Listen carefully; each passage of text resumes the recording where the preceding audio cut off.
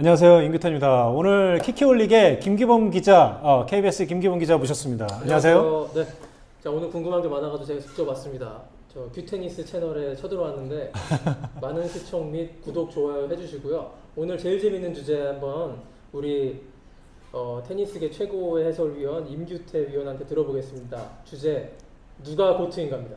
Here I am where the movie started, facing at a photo they've taken. Space tree flying through the skies and battles happen everywhere. 페더러, 나달, 조코비치 셋 중에 누가 고트라고 생각하세요? 뭐 일단 현재 저는 조코비치가 고트라고 생각됩니다. 그래요? 그렇습니다. 벌써요? 그렇죠. 왜 고트라고 생각하세요? 뭐 일단 그랜드슬램 우승에서도 지금 뭐 20번씩 모두 동률을 이뤘고 뭐 그 여지껏 페데러 선수와 나달 선수가 정말 해놓은 정말 영광스러운 성적들이 정말 대단하지만 요즘 들어서 조코비치 선수의 경기력을 보면 정말 빈틈이 없는 플레이를 보여주고 있거든요.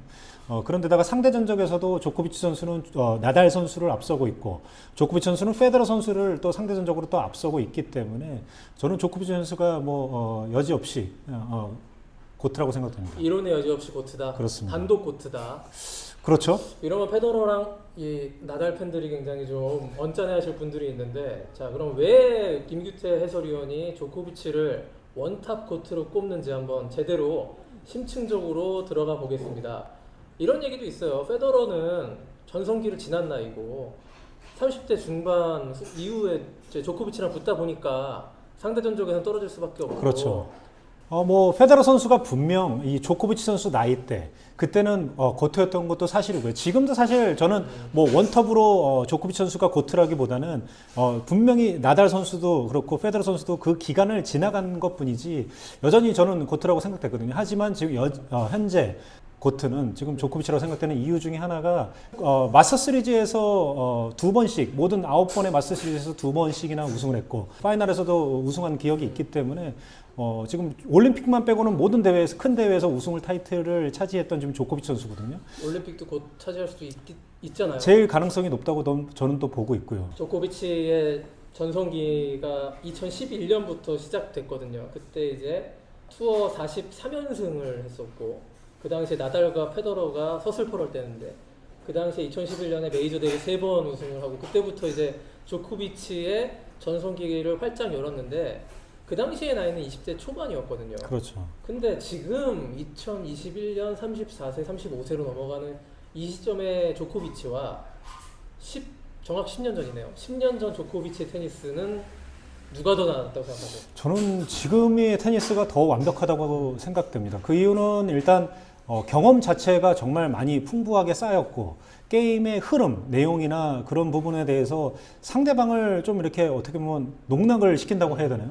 분명히 지고 있는데도 불구하고 좀 마음을 내려놓고 플레이하는 모습을 보여줬다가 다시 쪼았다가 그렇게 하는 플레이를 지금 조코비치 선수가 많이 보여주고 있어요. 그리고 또 저는 조코비치의 시간이 지날수록 그 어떤 기술적인 향상이 계속되고 있는 점을 높이 평가하고 싶은데요.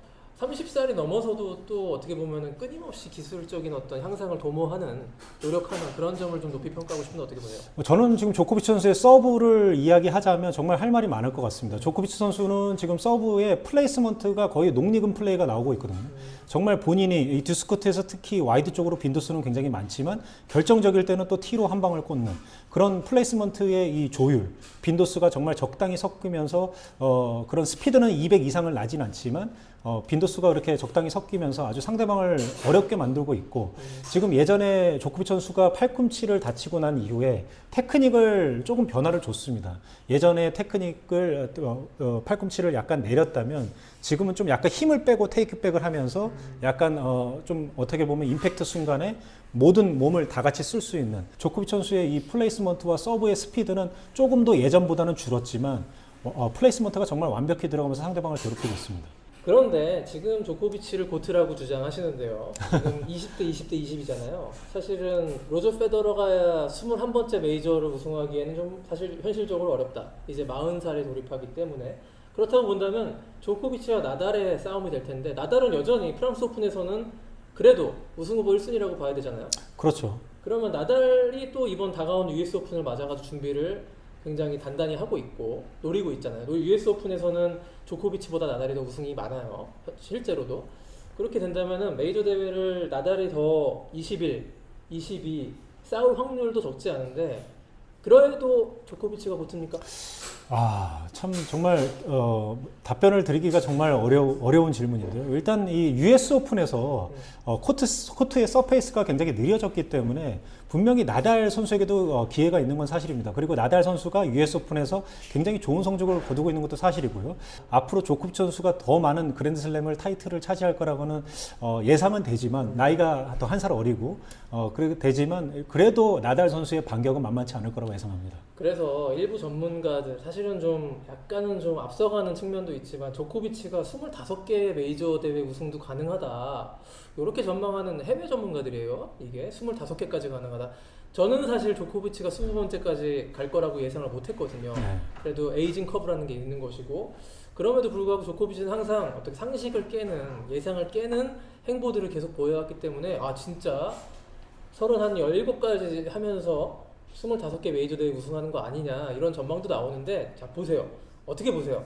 나달 조코비치 34, 35이에요. 네. 과연 몇 개나 더 우승할 수 있을까? 저는 나달 선수는 많이 우승하면 맥스로 했을 때 3, 4개 정도 가능하다고 보고요. 네, 저는 조코비치 선수는 정말로 외신들이 그렇게 픽을 그렇게 하셨지만 저도 한 5, 6개는 할 수 있다고 봅니다. 25개까지? 네. 이러면 뭐 정말 전무후무한 기록이 될 텐데 그렇게 되면은 우리들의 한 15년 동안 고트였던 로저 페더러는 어떻게 되는 거죠? 일단 부상으로 지금 공백 기간이 있었기 때문에 좀 그런 부분에 대해서 아쉬운 부분은 있지만 일단 로저 페더러 선수는 어쨌든 모든 많은 테니스 팬분들께서 고트라고 생각하고 있지 않습니까? 그런 부분을 먼저 선구자처럼 앞서 나갔기 때문에 그런 부분은 충분히 로저 페더러 선수를 인정해야 될 부분 인정해야 될 것 같습니다. 좋은 말씀 하셨던 게요. 사실은 조코비치를 지금으로 만들어준 것은 절반은 페더러, 절반은 나달입니다. 그렇죠. 항상 추격자들은 뚜렷한 목표 설정을 할 수가 있어요. 그렇지만 페더러는 이제 샘프라스라는 어떤 이전 세대의 황제를 쫓아가는 목표 설정을 했고 메이저 14개의 우승 그리고 커리어 그랜드슬램 이런 두 가지 양대 목표를 이룬 다음부터는 보너스라고 생각했던 그렇죠. 그런 커리어였거든요. 근데 이제 그 커리어 말년에 보니까는 자기 5, 6년 후배들이 엄청나게 치고 올라온 거예요. 그렇죠. 그때 이미 어떤 속도를 내기에는 늦은 감이 있었고 어떻게 보면은 페더러는 먼저 설정됐던 어떤 설정선은 뛰어넘었는데 자신이 설정한 설정선, 더 높은 설정선이 있었기 때문에 그 밑에 후배들 나달과 조코비치가 이렇게 그 목표를 갖고 추격할 수 있었다고 저는 봅니다. 만약에 조코비치가 US 오픈 그리고 실패하고 그 다음에 나달이 내년에 롤란가로스를 못 먹어요. 그래서 20대 20으로 끝났어요. 네.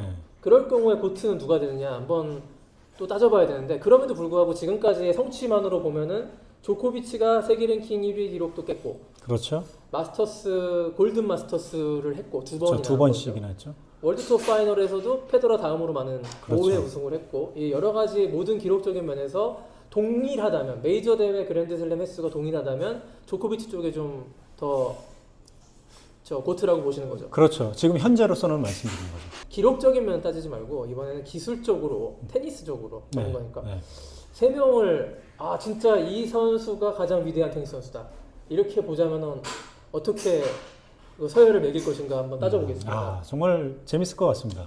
먼저 포핸드. 포핸드는 일단 나달 선수가 이 왼손잡이의 특유의 왼손잡이를 플레이 스타일을 가지고 있기 때문에 나달 선수가 정말 자유자재로 상대방을 잘 끌고 다니고 있거든요. 그런 공격적인 플레이에서는 나달 선수를 좀 주고 싶고. 포핸드는 나달. 자, 백핸드. 백핸드는 이 세 명 선수에게 조코비치 선수죠. 이론의 여지없이 백핸드 이건 더 이상 부연 설명 필요 없을 그렇죠. 겁니다. 아마 테니스 역사상 최강의 투핸드 백핸드를 갖고 있는 조코비치니까요. 그렇죠. 자, 그러면은 서브는요? 서브는 좀 어려운데 저는 로저 페더러 선수를 1등을 주고 싶습니다. 서브 게임 승률이라든지 서브 게임 에이스라든지 사실 장신 선수가 아닌 존 이스너 선수, 델 포트로 선수, 오펠카 선수가 아닌데도 불구하고 서비스 에이스를 정말 많이 기록하는 선수가 로저 페더러 선수거든요. 리턴. 리턴은 뭐 조코비치 선수죠. 네, 나달도 한 리턴 하는데 네. 이 나달과 조코비치의 리턴의 격차도 상당한가요? 그렇죠. 나달 선수는 어쨌든 이 클레이 코트에서는 스텝백 리턴을 구사하면서 정말 효율적인 테니스를 구사하지만 하드 코트나 잔디 코트에서는 사실 스텝백을 하면서 그렇게 효율적이지가 못하거든요. 그렇기 때문에 조코비치 선수는 순발력, 정말 순발력도 정말 뛰어나고 상대방의 예측, 서브의 예측도 정말 좋은 그런 리턴을 가지고 있습니다. 우리가 옛날에 90년대 리턴하면 안드레아 가시였는데 안드레아 가시와 조코비치의 리턴을 비교한다면 어떻게 보세요? 그래도 저는 조코비치 선수가 더 최고일 것 같고요. 안드레아 가시 선수는 정말 리턴을 할 때 굉장히 테이크백을 짧게 간결히 하면서 탁구 치듯이 사실 어떻게 보면 그렇게 리턴을 하지만 이 조코비치 선수는 상대의 수까지 또 읽기 때문에 그리고 세컨 서브도 거의 스텝 인을 하면서 상대방 거의 베이스라인 가까이 떨어뜨리거든요. 그러면서 서브 게임이 상대방의 서브 게임인데도 불구하고 본인의 3구에서 오히려 공격과 이 수비를 바로 공수 전환을 바로 해버리거든요. 그러면 좀 발리가 있는데요. 네. 발리는 누가 제일 낫습니까? 발리는 저는 나달 선수도 발리가 굉장히 좋다고 생각합니다. 하지만 페더러 선수가 일단 뭐 이 세 선수 중에 압도적으로 앞선다고 생각하죠. 그러면은 포핸드는 나달, 백핸드는 조코비치, 서브는 페더러, 리턴 조코비치, 발리 페더러네요. 그렇죠. 그러면은 조코비치 둘, 조코비치 페더러 둘. 둘, 나달 하나네요. 아, 나달이 자, 하는 요즘 이제 여기서 이제 5가지 해봤는데 네. 진짜 중요한 거는 체력과 정신력이잖아요. 그렇죠. 자, 체력은 체력은 저는 뭐 조코비치 선수를 택합니다. 최근에 나달이 좀 체력에 문제가 문제가 좀 있기 때문에 사실 전성기 30대가 되기 전까지는 나달 선수의 체력은 정말 어마어마했죠. 예. 자, 체력이 있고 이제 멘탈 정신력이 있잖아요. 정신력은 3명 중에 어떤 선수가 제일 뭐 강해 보이는 거는 사실 나달 선수가 굉장히 강해 보이지만 저는 그래도 조코비치 선수를 또 택을 하거든요. 조코비치 선수가 사실 짜증도 많이 내고 한 번씩 화도 많이 내고 하지만 어쨌든 그런 경기를 다 이겨내고 있어요. 자, 결론으로 가죠. 자, 고트는 그래도 조코비치 맞습니까? 저는 조코비치로 가겠습니다. 네. 나달이 US 오픈, 내년 프랑스 오픈 21회, 22회 우승을 달성할 수도 있어요. 그렇습니다. 네, 그럼에도 불구하고 조코비치가 앞으로 더 달성할 수 있기 때문에 그렇죠. 호주 오픈도 있고 그렇죠. US 오픈에서 당장 우승 후보 1순위고 그렇죠. 그렇기 때문에 자, 우리 페더러는 지금 어느덧 이 코트 경쟁에서 살짝 밀리는 것 같은데 저 페더러 팬입니다. 저 한마디만 드리면 고트 논쟁에서 제가 예전에도 이런 유튜브 영상을 찍은 적이 있습니다. 기록이 전부는 아니라는 거예요. 그렇죠. 그레이티스트라는 말은 위대한이고 가장 위대한 선수가 누구냐 했을 때는 가장 많은 기록을 성취하고 많은 승리를 이끌어낸 선수로 한정 지을 수 없는 그레이티스트라는 말에 어떤 좀 다층적인 의미가 있습니다. 그런 점들을 감안한다면 여전히 많은 팬들의 마음속에는 페더러가 고트예요. 그리고 그렇죠. 실제로 이번에 재미있었던 것은 BBC에서 영국 BBC에서 윈블던이 끝나고 20대, 20대, 20이 되니까 누가 고트냐 3명 중에 이런 설문조사를 했는데 예상을 깨고 압도적으로 50% 과반 이상의 지지를 받고 페더러가 다시 선정됐거든요. 이게 사실은 되게 선점 효과, 이때까지 10년 이상 테니스 황제로 불리며온 페더러에 대한 어떤 그런 선점 효과가 있는 것이고 여전히 팬들에게는 가장 인기가 많고 테니스를 교과서적으로 가장 아름답고 우아하게 치는 로저 페더러라는 존재의 그레이트한 면을 간과하지 않고 있다는 것이거든요. 이것이 이제 시간의 세례를 받고 조코비치가 22, 23, 25번까지 메이저 대회 우승을 해서 페더러와 어마어마한 격차를 벌여 놓지 않는 한 사람들의 마음속에 고트는 페더러가 지금 자리 잡고 있는 상태에서 이거를 한 번에 바꾸기는 쉽지 않을 것이다. 그렇습니다. 그래서 저는 조코비치가 아직까지도 해야 할 일이 많다. 여기서 멈춰서는 안 된다. 더 많은 기록을 달성해서 대다수 마음속에 있는 고트 페더러를 지워내야 된다. 저는 조코비치의 남은 커리어의 숙제라고 생각합니다.